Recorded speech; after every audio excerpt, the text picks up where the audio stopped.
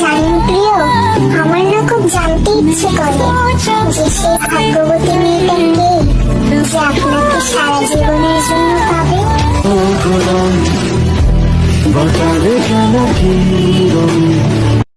ভাগ্যবান তো সেদিনই হব যেদিন চিৎকার করে বলতে পারবো আমি যাকে ভালোবেসেছি আমি তাকেই পেয়েছি।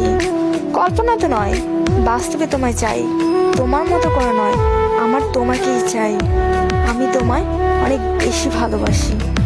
হে খুদা, সে তো আমার নয়, তাহলে কেন তার জন্য এত মায়া হয় বলতে পারেন?